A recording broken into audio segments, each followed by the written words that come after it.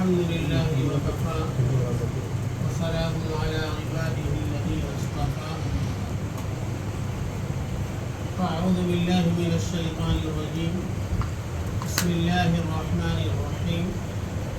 والذين يكنزون الذهب والفضة ولا ينفقونها في سبيل الله فبشرهم بعذاب أليم يوم يحمى عليها في نار جهنم فتكوى بها جباههم وجنوبهم وظهورهم هذا ما كنزتم لأنفسكم فذوقوا ما كنتم تكنزون. صدق اللہ العظیم. میرے محترم بزرگوں اور دوستوں، معزز سامعین کرام، رمضان المبارک کے اس بابرکت مہینے میں جہاں ہم بہت سے خصوصی اعمال کی طرف خاص طور سے توجہ دیتے ہیں، انہی میں سے ایک عمل ہے زکوٰۃ کی ادائیگی، جو عام طور سے رمضان میں کی جاتی ہے. اس لیے زکوٰۃ کے تعلق سے چند باتیں اولاً آپ کے سامنے عرض کرنی ہے. زکوٰۃ کے تعلق سے بتانا یہ ہے کہ زکوٰۃ کس کے اوپر فرض ہے، اور جس پر زکوٰۃ فرض ہے اسے کتنا مال نکالنا ہے، کب نکالنا ہے، کون سی تاریخ کو نکالنا ہے، کسے دینا ہے، زکوٰۃ کے ادا کرنے کا فائدہ کیا ہے، زکوٰۃ ادا نہ کرنے کا نقصان کیا ہے، زکوٰۃ کی ادائیگی میں ہماری طرف سے کیا کمی ہوتی ہے، اس کو دور کرنے کا طریقہ کیا ہے، یہ چند باتیں آپ کے سامنے مختصر وقت میں عرض کرنی ہے. تو سب سے پہلی بات تو یہ ہے کہ زکوٰۃ کس پر فرض ہے.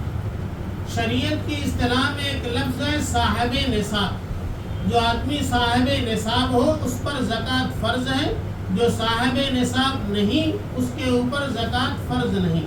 صاحب نصاب کسے کہتے ہیں؟ صاحب نصاب اس آدمی کو کہا جاتا ہے جس کے پاس 52.5 تولہ چاندی یا 7.5 تولہ سونا یا اس کی قیمت کا روپیہ پیسہ ہو، ایسا آدمی صاحب نصاب کہلاتا ہے. تو جو آدمی صاحب نصاب ہوا وہ گویا کی مالدار ہوا، اور ایسے مالدار پر زکوٰۃ نکالنا ضروری ہے، وہ زکوٰۃ کے مال کو لے نہیں سکتا ہے. تو ایک بات تو یہ واضح ہو گئی کہ زکوٰۃ فرض ہوتی ہے ہر صاحب نصاب پر. اس میں غلط فہمی یہ ہے، بعض لوگ یہ سمجھتے ہیں کہ چونکہ دادا زکوٰۃ نکال رہے ہیں اس لیے دادا نے بیٹے کی بھی نکال دی، بہو کی بھی نکال دی، بیوی کی بھی نکال دی، سب کی طرف سے ہو گیا. تو ایسا نہیں، ہر صاحب نصاب پر زکوٰۃ فرض ہے. باپ صاحب نصاب ہے اس پر بھی زکوٰۃ، بیٹا صاحب نصاب ہے اس پر بھی زکوٰۃ، بہو صاحب نصاب ہے اس پر بھی زکوٰۃ، بیوی صاحب نصاب ہے اس پر بھی زکوٰۃ. تو جو فرد صاحب نصاب ہے ہر ایک کے اوپر زکوٰۃ فرض ہے، اور ہر ایک کی طرف سے زکوٰۃ کا نکالنا ضروری ہے. یہ پہلی بات. دوسری بات یہ ہے کہ ہر صاحب نصاب جو زکوٰۃ نکالے گا وہ زکوٰۃ کتنا نکالے. تو زکوٰۃ اپنے پورے مال کا 2.5% نکالنا ہے. 40 روپے میں 1 روپیہ، 100 روپے میں 2.5 روپے، اور 1000 روپے میں 25 روپیہ. یہ 2.5% بنتا ہے جو پورے مال کا 2.5% نکالنا ہے. بعض لوگوں کو اس میں یہ غلط فہمی ہو جاتی ہے کہ چونکہ 52.5 تولہ چاندی ہونے کے بعد صاحب نصاب بنتے ہیں، لہذا اس کے اوپر کا جو ہے اس کی زکوٰۃ نکال دیں، 52.5 تک زکوٰۃ نہیں. یا 7.5 تولہ سونا ہونے کے بعد صاحب نصاب بنتے ہیں تو 7.5 تک زکوٰۃ نہیں، اس کے اوپر والے پر زکوٰۃ ہے. تو ایسا نہیں، بلکہ جو صاحب نصاب ہو گیا اس کے پورے مال پر زکوٰۃ ہے، اور پورے مال کا 2.5% نکالنا ہے. تو زکوٰۃ کون نکال لے گا؟ ہر صاحب نصاب. اور کتنا نکالے گا؟ اپنے مال کا 2.5% نکالے گا. تیسری بات یہ ہے کہ زکوٰۃ کب نکالے. تو شریعت کا مسئلہ یہ ہے کہ انسان جس دن صاحب نصاب بنا، صاحب نصاب بننے کے بعد جب 1 سال گزر جائے تب اس کے اوپر زکوٰۃ فرض ہوتی ہے. مثال کے طور پر ایک آدمی اپریل کی 1 تاریخ کو صاحب نصاب بنا، اتنا مال آ گیا کہ وہ صاحب نصاب ہو گیا. اب آنے والے اپریل کو 1 سال مکمل ہوگا اور اس کے اوپر زکوٰۃ فرض ہوگی. اسی طرح کسی لڑکی کی شادی ہوئی، شادی میں اس کو زیور ملا، وہ زیور کی مالک ہو گئی اور اتنا زیور ہے جس کی بنیاد پر وہ صاحب نصاب بنتی ہے. اب اگلے سال جب وہ شادی کی تاریخ آئے گی تب 1 سال مکمل ہوگا اور اب اس کے لیے زکوٰۃ نکالنا یہ فرض ہو جائے گا. تو صاحب نصاب بننے کے بعد اس مال پر سال کا گزرنا ضروری ہے. سال کے گزرنے کے بعد زکوٰۃ نکالنا یہ فرض اور ضروری ہوتا ہے. سال گزرنے سے پہلے زکوٰۃ نکالنا فرض اور ضروری نہیں. اب رہی یہ بات کہ آدمی کب صاحب نصاب بنا، کب مال کم آیا، کب زیادہ آیا اور کب زیادہ آیا تھا جب ہم صاحب نصاب بنے تھے، یہ یاد رکھنا عام طور سے مشکل ہوتا ہے. البتہ لڑکیاں جو شادی میں زیور پاتی ہیں ان کے لیے تو تاریخ یاد رکھنا یہ آسان ہے. تو جو اپنی تاریخ آسانی سے یاد رکھ سکتا ہے یا یاد رکھا ہے اس کے لیے تو ضروری ہے کہ جس دن سال مکمل ہوا اس دن اپنی زکوٰۃ کا حساب کرے. اس کے لیے وہ تاریخ متعین ہے. ہاں، جسے معلوم نہیں کہ ہم کون سی تاریخ کو صاحب نصاب بنے تھے تو اسے اپنی طرف سے ایک تاریخ متعین کرنا ہے. اب وہ تاریخ کون سی متعین کرے، اس میں 2 باتوں کا خیال رکھنا ہے. پہلی بات تو یہ ہے کہ جو بھی تاریخ متعین کرے وہ اسلامی مہینے کی کوئی تاریخ متعین کرے، انگریزی مہینے کی تاریخ متعین نہ کرے. اس کی وجہ یہ ہے کہ عربی سال یہ 10 دن کم ہوتا ہے، اس کے بالمقابل انگریزی سال یہ 10 دن زیادہ ہوتا ہے. تو اگر انگریزی تاریخ کے اعتبار سے زکوٰۃ کی تاریخ متعین کرے گا تو ہر سال 10 دن زکوٰۃ لیٹ ہوتی جائے گی. اس کی بنیاد پر زکوٰۃ کی ادائیگی میں وہ لیٹ ہو جائے گا. ہاں، عربی مہینے کے اعتبار سے جب تاریخ متعین کریں گے تو وقت پر زکوٰۃ کی ادائیگی ہوتی رہے گی. لہذا عربی مہینے کی کسی بھی تاریخ کو متعین کریں. عربی مہینوں میں سے ایک مہینہ رمضان المبارک کا مہینہ ہے. بہتر ہے کہ رمضان المبارک کی کوئی تاریخ متعین کرے. رمضان المبارک کی تاریخ متعین کرے، یہ بہتر کیوں ہے؟ اس کی کئی وجوہات. پہلی وجہ تو یہ ہے کہ رمضان کے اندر اللہ رب العزت نے نیکیوں کا ثواب بڑھا دیا ہے. ہر نفل عمل پر فرض کا ثواب ملتا ہے اور ایک فرض کی ادائیگی پر 70 فرضوں کا ثواب ملتا ہے. لہذا زکوٰۃ کا نکالنا جو کہ فرض ہے، آپ نے زکوٰۃ نکال کر ایک فرض کی ادائیگی کی، لیکن رمضان المبارک کی برکت سے آپ کو 70 فرضوں کی ادائیگی کا ثواب ملے گا. تو رمضان کی تاریخ متعین کرنے کا ایک فائدہ تو یہ ہوا کہ ثواب میں زیادتی ہوگی. اور اس کے علاوہ دوسرا فائدہ یہ ہے کہ رمضان کے علاوہ آپ کوئی اور تاریخ متعین کریں گے اور زکوٰۃ نکالیں گے تو زکوٰۃ کے مستحقین کو تلاش کرنا پڑے گا. اس کا مصرف آپ کو ڈھونڈنا پڑے گا کہ یہ زکوٰۃ کس کو دیں، کہاں خرچ کریں. رمضان کا مہینہ وہ مہینہ ہے جس میں عام طور سے مدارس کے سفراء اور مستحق غریب افراد زکوٰۃ کی وصولیابی کے لیے نکلتے ہیں، آپ کے دروازے پر پہنچتے ہیں، آپ کی خدمت میں پہنچتے ہیں، آپ کے لیے ادائیگی آسان ہو جاتی ہے. رمضان کے علاوہ یہ مواقع میسر نہیں ہوگی. لہذا رمضان کی تاریخ متعین کرنے کا دوسرا فائدہ یہ ہے کہ مستحقین کے خود ہمارے پاس آ جانے کی بنیاد پر ادائیگی آسان ہو جاتی ہے. اور تیسرا فائدہ یہ ہے کہ جس چیز کا ماحول ہوتا ہے اس چیز کو کرنا آسان ہوتا ہے. جیسے رمضان میں نماز کا ماحول، تلاوت کا ماحول، تو سال بھر تلاوت نہیں کرنے والا بھی رمضان میں تلاوت کرنے لگتا ہے. سال بھر نماز نہیں پڑھنے والا ماحول کی وجہ سے رمضان میں نماز پڑھنے والا بن جاتا ہے. ایسی رمضان میں عام طور سے لوگ زکوٰۃ ادا کرتے ہیں. زکوٰۃ کی ادائیگی کا ایک ماحول بنتا ہے. اس ماحول کی بنیاد پر زکوٰۃ کی ادائیگی ہمارے لیے آسان ہو جاتی ہے. یہ 3 بڑے فائدے ہیں رمضان کی تاریخ متعین کرنے کے. لہذا اگر رمضان کی تاریخ متعین کر کے زکوٰۃ کی ادائیگی کریں گے تو یہ فوائد حاصل ہوں گے.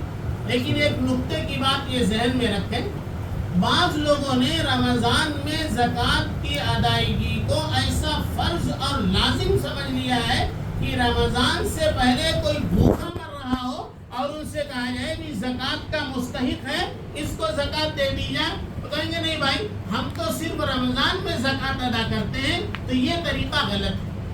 ثواب تو اس پر ملتا ہے کہ ضرورت کتنی بڑی ہے۔ اگر رمضان سے پہلے کوئی اہم ضرورت پر آپ نے زکوٰۃ کا مال دیا ہے تو اللہ کی ذات سے امید ہے کہ رمضان کی ادائیگی سے زیادہ ثواب اس کی اہمیت کی بنیاد پر آپ کو مل جائے۔ ایک آدمی مریض ہے، بیمار ہے، مرنے کے قریب ہے، علاج کے لیے پیسہ نہیں ہے، اور آپ دبا کے بیٹھے ہیں کہ ہم تو زکوٰۃ ادا کریں گے رمضان میں۔ اگر آپ نے اپنی زکوٰۃ کی رقم دے دی، اس مریض کے علاج میں آسانی پیدا ہو گئی، تو اللہ کی ذات سے امید ہے اللہ رمضان کی ادائیگی سے زیادہ ثواب آپ کو دے دے۔ اس لیے یہ طے کر کے بیٹھ جانا کہ رمضان ہی میں ادا کریں گے، یہ غلط طریقہ ہے۔ جب موقع سامنے آئے تو زکوٰۃ ادا کرتے رہیں، رمضان میں پہنچ کر اس کا پورے طور پر حساب کر لیں۔ تو تاریخ کوئی بھی متعین کی جا سکتی ہے، رمضان کی تاریخ کو متعین کرنا زیادہ بہتر ہے، اس کے یہ 3 بڑے فوائد کی وجہ سے۔ چوتھی بات یہ ہے کہ زکوٰۃ کس کو دے، تو قرآن نے اس کے 7 مصارف بیان کیے ہیں، انما الصدقات للفقراء والمساکین والعاملین علیہا، اس طریقے سے 8 مصارف بیان کیے۔ اس کی تفصیل میں جانا نہیں چاہتا، اس میں کچھ مصرف موجودہ زمانے میں پائے جاتے، کچھ نہیں بھی پائے جاتے۔ ہمارے زمانے کے اعتبار سے بہترین مصرف کیا ہے وہ آپ کے سامنے بیان کرتا ہوں۔ ہمارے زمانے کے اعتبار سے سب سے پہلا مصرف یہ ہے، ہمارا غریب رشتہ دار، اپنے رشتہ داروں میں نگاہ ڈالیں کہ جو آدمی غریب ہو اس کو اپنی زکوٰۃ کی رقم عزت کے ساتھ پہنچائیں۔ اسی طرح ہمارے پڑوس میں کوئی اگر غریب ہے، زکوٰۃ کا مستحق ہے، تو اپنے پڑوسی کو دیں۔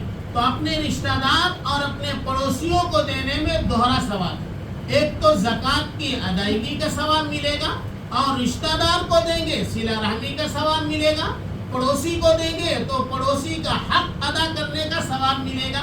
تو سب سے پہلے اپنے رشتہ داروں اور اپنے پڑوسیوں میں زکوٰۃ کی رقم کو پہنچانا چاہیے، باقی اللہ توفیق دے آپ پوری دنیا میں پہنچائیں۔ لیکن ایسا نہ ہو کہ ہمارا پڑوسی زکوٰۃ کا مستحق ہے، ہمارا رشتہ دار زکوٰۃ کا مستحق ہے، ہم یو پی بہار بنگال تو پہنچا دے رہے ہیں لیکن اپنے رشتہ دار کو اور اپنے پڑوسی کو نہیں دے رہے ہیں، تو یہ طریقہ صحیح نہیں، یہ طریقہ غلط ہے۔ تو سب سے پہلے اپنے غریب رشتہ داروں کو دینا اور اپنے غریب پڑوسیوں کو دینا، یہ سب سے زیادہ ضروری ہے۔ اسی کے ساتھ ساتھ یہ دینی مدارس، اس وقت اور ہمیشہ سے جو لوگوں کے اندر اسلام کی رمق باقی ہے، آپ کو مساجد میں ائمہ، مؤذنین، مدارس کے اندر معلمین جو مل رہے ہیں، دین کی شمع جو جل رہی ہے، یہ ان مدارس کی دین ہے۔ اگر یہ مدارس نہ ہوتے تو دین کی شمع اس طریقے سے نہیں جل سکتی تھی، اور بخاری کو نجاری پڑھتے، ترمذی کو ترمذی پڑھتے، نہ معلوم کیا پڑھتے اور پڑھ رہے ہیں۔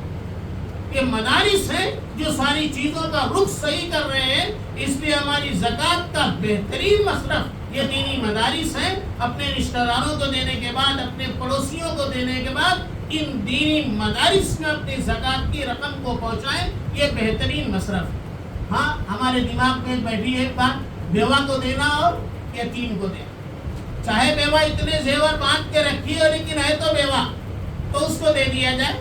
بیوہ کا مطلب وہ بیوہ جس کے پاس مال نہیں، چونکہ عموماً شوہر کے انتقال کے بعد اس کے آمدنی کے ذرائع بند ہو جاتے ہیں، ختم ہو جاتے ہیں، اس لیے کہہ دیا جاتا ہے کہ بیوہ زکوٰۃ کی مستحق ہے۔ بیوہ اس وقت زکوٰۃ کی مستحق ہے جب اس کے شوہر نے اس کے لیے مال نہ چھوڑا ہو، یا ایسا یتیم جس کے باپ نے مال نہیں چھوڑا ہے۔ اگر ایسا یتیم ہے کہ اس کے باپ نے بہت کچھ مال چھوڑا ہے، تو صرف یتیم ہونے کی بنیاد پر، صرف بیوہ ہونے کی بنیاد پر اس کو زکوٰۃ کی رقم نہیں دی جا سکتی ہے۔ اگر مستحق ہے تو یقیناً بیوہ اور یتیم کو زکوٰۃ کی رقم دی جائے۔ زکوٰۃ نکالنے سے بہت سارے جہاں فوائد قرآن پاک نے بیان کیے ہیں کہ زکوٰۃ نکالنے سے باقی مال پاک ہو جاتا ہے۔ خذ من اموالہم صدقۃ تطہرہم وتزکیہم، اس کے ذریعے سے اس کے مال کی پاکی حاصل ہوتی ہے، مال کی گندگی زکوٰۃ کے ذریعے سے نکل جایا کرتی ہے. لہذا زکوٰۃ کے ذریعے سے اپنے مالوں کو پاک کرنا ہے. زکوٰۃ کی ادائیگی کے ذریعے سے فرشتے کی دعا کو حاصل کرنا ہے. ایک فرشتہ روز یہ دعا کرتا ہے، اللہم آتی منفقا خلفا وممسکا تلفا، اے اللہ خرچ کرنے والے کو بہترین بدل عطا فرما، اور اے اللہ مال روک کر رکھنے والے کے مال کو ضائع اور برباد فرما. تو ہم زکوٰۃ کی ادائیگی کریں گے، فرشتے کی دعا کو حاصل کریں گے اور اپنے مال کو گندگی سے پاک کریں گے. یہ زکوٰۃ کے فوائد ادا نہیں کیے تو اس کے بارے میں سخت وعید ہے. فرمایا والذین یکنزون الذهب والفضة ولا ينفقونها في سبيل الله فبشرهم بعذاب أليم. اللہ تعالیٰ کہتے ہیں جو لوگ مال و دولت جمع کر کے رکھتے ہیں اور اس کو اللہ کے راستے میں خرچ نہیں کرتے، یعنی اس کی زکوٰۃ ادا نہیں کرتے، فبشرهم بعذاب أليم، ان کو دردناک عذاب کی خبر سنا دیجیے. دردناک عذاب کیا ہوگا؟ یوم یحمى علیہا فی نار جہنم فتقوی بها جباہهم وجنوبهم وظہورهم، کہ اس مال کو جہنم کی آگ میں تپایا جائے گا، اس سے ان کی پیشانیاں، ان کی کروٹیں، ان کی پیٹھیں داغی جائیں گی اور ان سے کہا جائے گا ھذا ما کنزتم لانفسکم، یہی وہ مال ہے جو تو نے اپنے لیے جمع کیا تھا، فذوقوا ما کنتم تکنزون، اپنے جمع کیے کا مزہ چکھو. اس کی حکمتیں لکھی ہیں علماء نے کہ پیشانی اور کروٹ اور پیٹھ پہلے کیوں داغی جائے گی. بہرحال اس سے مراد یہ ہے کہ پورے جسم کو داغا جائے گا. گنجا سانپ اس پر زہریلا متعین کیا جائے گا جو اس کی دونوں جبڑوں کو پکڑ کر کے چلے گا، اسے کھینچے گا اور کہے گا انا کنزک انا مالک، میں تمہارا خزانہ ہوں، میں تمہارا مال ہوں جس کو تم جمع کر کے رکھے تھے، آج مجھے تم پر مسلط کر دیا گیا. تو یہ زکوٰۃ کی ادائیگی نہ کرنے کے یہ نقصانات ہیں، اس لیے ہم اپنی زکوٰۃ کی ادائیگی کریں. زکوٰۃ کی ادائیگی میں ہماری طرف سے کمی یہ ہوتی ہے، ہم یہ سمجھتے ہیں کہ زکوٰۃ نکالنا کس کو بھی دے دیں. زکوٰۃ نکالنا کیا، زکوٰۃ پھینک دینا. جو سامنے آیا، ہاں صاحب 100 روپے کی پاوتی بنا دیجئے، آپ 200 روپے کی پاوتی بنا دیجئے، بس یہ سمجھا کہ زکوٰۃ ہو گئی. باہر بھکاری بیٹھا ہے، 500 کی نوٹ پکڑائے اور چلتے بنے، زکوٰۃ ادا ہو گئی. زکوٰۃ کو پھینکنا نہیں ہے، وَأَدُّ الزَّكَاةَ، زکوٰۃ کو ادا کرنا ہے. ادا کرنے کا مطلب یہ ہے زکوٰۃ کو اس کے مصرف میں پہنچانا ہے، اس کے مستحق کو پہنچانا ہے. جہاں آپ کو یقین ہے، بھروسہ ہے کہ یہ صحیح مصرف ہے، آپ وہاں زکوٰۃ کی رقم دیں. جہاں آپ کو بھروسہ نہیں، وہاں ہرگز نہ دیں. خاص طور سے بھیک مانگنے والے پیشہ اور بھکاریوں کو ہرگز نہ دیں. ان بھکاریوں کو ہم نے بھکاری بنا رکھا ہے اس لیے کہ کما کر کے اتنے پیسے نہیں حاصل کر سکتے ہیں جو 1 گھنٹہ مسجد کے گیٹ پر بیٹھ کر کے حاصل ہو جاتے ہیں، اور ہمارے بھولے بھالے مسلمان 500 کی نوٹ پکڑا کر کے نکل جاتے ہیں، ان کی زکوٰۃ ادا ہو جاتی ہے. وہ پیشہ ور بھکاری ان پیسوں کا غلط استعمال کرتے ہیں. اس لیے ہرگز ان پیشہ ور بھکاریوں کو پیسہ نہیں دینا چاہیے، لیکن اسی کے ساتھ یہ بات ذہن میں رہے، ان کے ساتھ بے عزتی رسوائی کا معاملہ بھی نہیں کرنا چاہیے. ان کو ڈانٹنا، ڈپٹنا، بھگانا اور تنزیہ الفاظ کہنا اس کی گنجائش نہیں. ہاں آپ اسے جانتے نہیں کہ مستحق ہے کہ غیر مستحق ہے، آپ عزت کے ساتھ اس سے معذرت کر لیں اور اس کو اپنے پیسے دے کر کے اس کو برباد نہ کریں. تو میں عرض کر رہا تھا کہ زکوٰۃ کو ادا کرنا ہے، زکوٰۃ کو نکال کر کے پھینک دینا نہیں ہے. ہم زکوٰۃ نکالتے ہیں، نکال کے کہیں بھی دے دیتے ہیں، مطمئن ہو جاتے ہیں. دوسری کمی یہ ہے، زکوٰۃ جتنی نکالنی چاہیے اتنی نہیں نکالتے. زکوٰۃ حساب کر کے نکالنا چاہیے کہ میرے اوپر کتنی زکوٰۃ ہے. اور ہوتا یہ ہے 2-4 لوگوں سے پاوتی پھڑوا لیا اور 2-4 غریبوں کو دے دیا، اپنے دل کو سمجھا لیتے ہیں کہ جتنا پچھلے سال دیا تھا اب کی بار تو اس سے زیادہ ہی دے دیا تو زکوٰۃ ادا ہو گئی. تو اس طریقے سے زکوٰۃ ادا نہیں ہو جاتی ہے. اس کا حساب کریں، آپ کے اوپر 25,000 50,000 یہ زکوٰۃ نکلتی ہے، جو آپ نے نکالا اس کا حساب رکھیں. مثلاً آپ کے اوپر 50,000 قرض ہے, آپ 1,000 2,000 3,000 دینے کے بعد اپنے دل کو سمجھاتے نہیں کہ قرض ادا ہو گیا, آپ حساب رکھتے ہیں کہ میں نے 5,000 دیا, ابھی 45,000 باقی ہے, اور 5 دے دیا, اب 40,000 باقی ہے. اس طریقے سے حساب رکھ کر کے اپنی زکوٰۃ کو نکالیں اور تھوڑا زیادہ نکال دیں تاکہ پورے طور پر ہمارے زکوٰۃ کی ادائیگی ہو جائے. تو زکوٰۃ کی ادائیگی میں یہ 2 کمی کہ ہم زکوٰۃ کہیں بھی دے دیتے ہیں, کہیں بھی نہ دیں, مستحق کو دیں.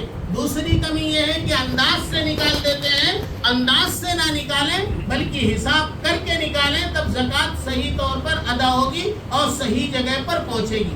زکوٰۃ ہمارے لیے آسان ہو جائے اس کے لیے کیا کریں؟ بہت جان پہ آتا ہے, خون پسینے کی کمائی ایک ایک کر کے جمع کیا اور حساب کیا, بولے 50,000. اب 50,000 کہاں سے نکالیں؟ اب یہ 50,000 نکالنا یہ دل پر بڑا شاق گزرتا ہے. آسان کیسے ہو جائے؟ اس کا بہترین نسخہ یہ ہے, آدمی اپنے دل کو سمجھائے کہ یہ جو نکل رہا ہے یہ تو 2.5% ہے, باقی 97.5% تو آج بھی میرے بینک میں پڑا ہے, میرے خزانے میں پڑا ہے. نکالنا تو صرف 2.5% ہے. جس اللہ نے پورا مال دیا ہے, اگر وہ یہ قانون بنا دے گا پورا مال زکوٰۃ میں دے دو, تو کیا ہم انکار کر سکتے تھے؟ پورا مال دینا پڑتا. اگر وہ اللہ قانون بنا دیتا تم اکیلے 2.5% اپنے پاس رکھو, غربا بہت ہیں 97.5% دے دو, تو 97.5% دینا پڑتا. اس وقت ہمارے لیے کیا حل ہوتا؟ اللہ جانتے ہیں ہمارے دل میں مال کی محبت ہے, رغبت ہے, چاہت ہے, اس لیے اللہ نے 2.5% زکوٰۃ نکالنے کے لیے کہا اور 97.5% اپنے پاس رکھنے کے لیے کہا. اگر ہماری نگاہ اس 97.5% پر ہوگی تو 2.5% ہمیں بہت کم لگے گا اور آسان ہو جائے گا. 2.5% پر صرف نگاہ ہوگی, 97.5% پر نگاہ نہیں رکھیں گے تو ادائیگی ہمارے لیے مشکل ہو جائے گی.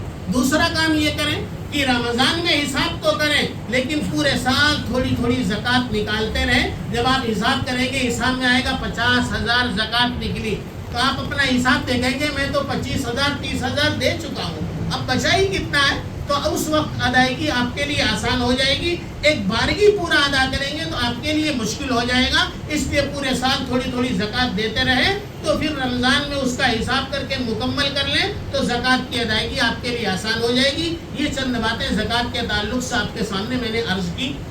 اس کے علاوہ دوسری بات یہ عرض کرنی ہے, ہر عبادات کا حال یہ ہے کہ فرض عبادت کی کمی نفلی عبادت سے پوری ہوگی. فرض نماز میں کمی نفلی عبادت سے پوری ہوگی, فرض روزے کی کمی نفلی روزے سے پوری ہوگی. اسی طرح فرض زکوٰۃ کی کمی نفلی صدقات سے پوری ہوگی. لہذا ہمیں پورے سال صدقات کی ادائیگی کا خوب اہتمام کرنا چاہیے. صدقات کے بہت فضائل احادیث میں قرآن میں بیان کیے گئے ہیں, موقع نہیں ہے, پھر کبھی انشاءاللہ صدقات پر مستقل پورے جمعہ میں اسی پر بات ہوگی. آج صرف 2-3 باتیں عرض کرنی ہیں. ایک تو یہ کہ اللہ کے حبیب صلی اللہ علیہ وسلم نے فرمایا زکوٰۃ کے ذریعے اپنے مالوں کو پاک کرو اور صدقہ کے ذریعے اپنے بیماروں کا علاج کرو اور مصیبتوں بلاؤں کی موجوں کا دعا سے استقبال کرو. بڑی سے بڑی مصیبت آتی ہے اس کا علاج اللہ کے سامنے ہاتھ پھیلاؤ, دعا کرو. اسی طریقے سے مصیبت پریشانی جو آتی ہے صدقہ نکالو. کوئی بیمار ہے تو اس کا علاج, سب سے پہلا علاج یہ ہے کہ اس کا صدقہ نکالو. ہمارے یہاں سب سے پہلا علاج کیا ہے؟ معلوم کرو اس کا اسپیشلسٹ ڈاکٹر کون ہے, سب سے پہلے اس سے رابطہ کرو. اللہ کے رسول صلی اللہ علیہ وسلم نے جو علاج بتایا وہ سب سے پہلا علاج یہ ہے کہ ہم صدقہ نکالیں. ڈاکٹر کے وہاں 50,000 خرچہ کرنا آسان ہے لیکن 50 روپیہ صدقہ نکالنا یہ مشکل ہے. 50 روپیہ صدقہ نکالیں گے وہاں تو 50,000 کی بل بھر کے آئیں گے, آپ کے لیے آسان ہوگا. اگر یہاں کی بل پہلے بھر دیں گے تو شاید وہاں کی بل سے بچ جائیں گے. اس لیے تعلیم دی گئی کہ جب بھی کوئی بیماری کوئی پریشانی آئے تو صدقہ نکالیں. صدقہ نکالنے کی ہم سب کو عادت ڈالنی چاہیے. حدیث میں آتا ہے صدقہ اللہ کے غصے کو ٹھنڈا کر دیتا ہے. الصدقۃ تطفئ غضب الرب وتدفع میتۃ السوء. اللہ کے غصے کو دور کرتا ہے اور بری موت سے بچاتا ہے. ڈوب کر مرنے سے, جل کر مرنے سے, دب کر مرنے سے, ایکسیڈنٹ کی موت سے, ان سب چیزوں سے صدقہ انسان کو بچا لیتا ہے. اسی طرح ہمارے گناہوں سے ہم نے جو اللہ کو غضبناک کر دیا ہے, غصے کی حالت میں کر دیا ہے, اللہ کا غصہ دور کرنے کے لیے ہمارے پاس کیا ہے؟ ہم صدقہ کریں، اللہ کا غصہ دور ہو جائے گا۔ یہ سارے فوائد ہیں، اس لیے ہم صدقے کی عادت ڈالیں، صدقے کی عادت ڈالی جائے۔ اس کے لیے ہم سب نے مل کر مشورہ کیا ہے، ایک اسکیم یہ تیار کی ہے کہ مسجد کے اندر ڈبے تیار کیے گئے ہیں۔ ایک چھوٹا ڈبہ ہے، یہ تیار کیا گیا ہے، اور انشاءاللہ جن صاحب کو ضرورت رہے گی ان کو مسجد سے مل جائے گا۔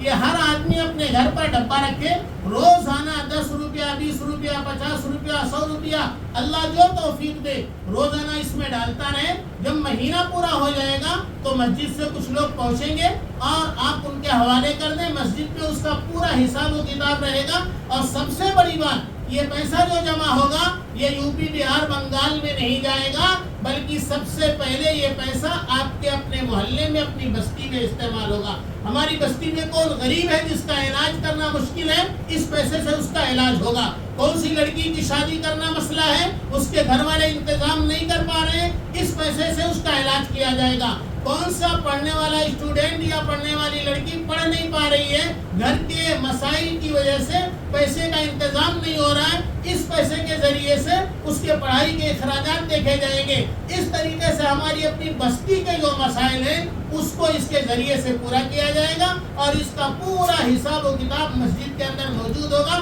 آپ جب چاہیں گے اس کو چیک کر سکیں گے، دیکھ سکیں گے۔ اس لیے آپ سب سے یہ عاجزانہ اور مؤدبانہ گزارش ہے، کوئی گھر باقی نہ رہے، ہر گھر کے اندر یہ صدقے کا ڈبہ ہو، اور ہر گھر کے اندر یہ رواج ہو کہ گھر کے ہر فرد اپنے بچوں کے ہاتھ سے ڈلوائیں، تاکہ ان کے اندر شوق پیدا ہو اور ان کے اندر صدقہ کرنے کا شوق، جذبہ پیدا ہوگا، بڑے ہو کر کرنے والے بنیں گے۔ یہ ڈبہ رکھ کر کل آپ اپنی قبر میں چلے جائیں گے، لیکن اس کے ذریعے سے نیکیاں اور ثواب آپ کو آپ کی قبر میں ملتا رہے گا۔ آپ کی آنے والی نسل اس کا اہتمام کرتی رہے گی، آپ کو بغیر کچھ کیے اس کا ثواب ملتا رہے گا۔ اس لیے تمام حضرات اپنے گھر میں بھی اس ڈبے کے رکھنے کا اہتمام کریں، اور اپنے دوسرے احباب کو بھی اس کی دعوت دیں۔ انشاءاللہ اس کے تعلق سے پھر مستقل بات رمضان کے بعد ایک جمعہ میں ہوگی۔ تیسری بات آپ کے سامنے مختصر میں یہ کہنا ہے، ابھی سامنے الیکشن ہے، اس کے لیے ووٹر لسٹ میں جو نام وغیرہ کا مسئلہ ہے، اس کے لیے بھی گورنمنٹ کی طرف سے تاریخ بڑھا دی گئی ہے، 9 اپریل تک تاریخ ہے کہ اپنے نام وغیرہ کو صحیح کر سکتے ہیں۔ تو خاص طور سے اس میں 2 کام ہیں۔ پہلا کام یہ ہے، ہمارے گھر کے جو بچے، جو بچیاں 18 سال سے زیادہ کے ہو گئے لیکن ابھی تک ان کا نام نہیں درج کرایا گیا ہے، ان کا نام درج کرانے کے لیے فارم بھرنا ہے۔ وہ فارم یہاں موجود رہے گا۔ اتوار کے دن ظہر کی نماز کے بعد کچھ لوگ اسی کام کے لیے آئیڈیل اسکول کے اندر بیٹھیں گے۔ آپ پہنچیں اور اپنے گھر کے وہ لوگ جو 18 سال سے زیادہ کے ہیں، کسی وجہ سے ان کا نام ووٹر لسٹ میں نہیں ہے، ان کا فارم بھریں اور ان کا نام ووٹر لسٹ میں ڈلوائیں۔ دوسرا کام یہ ہوگا، بعض لوگ یہ سمجھتے ہیں کہ ہم تو برسوں سے ووٹ دے ہی رہے ہیں، ہمارا تو نام ہے ہی، اور پتہ چلا کہ جب وہاں بوتھ پر پہنچے، یہاں ڈھونڈ رہے، وہاں ڈھونڈ رہے، وہاں ڈھونڈ رہے، کہیں نام نہیں ہے، وہ اس کے پاس بھیجتا ہے، وہ اس کے پاس بھیجتا ہے، یہ کس کے پاس نہیں جاتا ہے، سیدھا اپنی دکان پر اپنے گھر پہ آ جاتا ہے۔ میرے ووٹ دینے اور نہ دینے سے کیا بگڑ جائے گا، چلو ہم سوتے ہیں۔ تو ایسا نہ ہونے پائے، اس لیے آ کر لسٹ میں چیک کر لیں آپ کا، آپ کے گھر والوں کا نام ہے کہ نہیں ہے، تو بہت اچھی بات۔ اگر نہیں ہے تو اس میں نام ڈالنے کے لیے آپ کو کیا کرنا پڑے گا، اس کی بہترین رہنمائی اور رہبری وہ افراد جو وہاں بیٹھے رہیں گے وہ آپ کی کریں گے۔ ٹوٹل لسٹ میں نام ڈالنے کے لیے، نام صحیح کرانے کے لیے، یہ جتنے اس لائن کے پرابلم، جتنی پریشانیاں ہیں، ان پریشانیوں کا بہترین حل آپ کو بتایا جائے گا۔ اس لیے تمام افراد سنڈے کے دن ظہر کی نماز کے بعد 4 بجے تک وہ لوگ یہ کام کریں گے، ضرورت پڑی تو اور بھی کریں گے۔ جس طریقے سے لوگ آئیں گے تو پہنچ کر اپنے گھر کے لوگوں کا نام درج کرائیں، جس کا نام نہیں ہے اس کے نام درج کرانے کے لیے کیا کچھ کرنا پڑے گا وہ طریقہ بتائیں گے، اس کو اپنائیں۔ یہ بطور خاص 3 باتیں آج آپ کے سامنے عرض کرنی تھی۔ ایک تو زکوٰۃ کی ادائیگی کا اہتمام کریں، دوسری بات یہ تھی کہ صدقے کا ڈبہ اپنے گھر میں رکھیں اور صدقہ دینے کی عادت خود کی بھی بنائیں، اپنے بیوی بچوں کو بھی سکھائیں کہ ہر ایک جو ہے، آج کے زمانے میں 10 روپیہ کون نہیں صدقہ نکال سکتا ہے، غریب سے غریب کے بچے روز 20-25 روپیہ ان چیزوں کو کھانے میں ضائع کر دیتے ہیں جو اس کے صحت کے لیے نقصان دہ ہوتی ہے، نقصان دہ چیزوں کے لیے 20-25 روپیہ بچوں پر خرچ کر دیتے ہیں۔ یہ بہت بڑے فائدے کی چیز ہے، اپنی حیثیت کے مطابق 10, 20, 100, 50 جو ہو سکے روزانہ نکالتے رہیں گے۔ اور تیسری چیز یہ ہے کہ سنڈے کے دن ظہر کی نماز کے بعد 4 بجے تک یہاں جو افراد بیٹھیں گے ووٹر لسٹ کا کام کرنے کے لیے، وہاں پہنچ کر ناموں کے سلسلے میں فکر کریں، اپنا اور اپنے گھر والوں کا نام چیک کرائیں اور اس کے اندر داخل کرائیں. نام نہیں ہے تو اس کے لیے جو کچھ کرنا ہے وہ طریقہ بتائیں گے. اللہ پاک ہم سب کو عمل کی توفیق عطا فرمائے. ابھی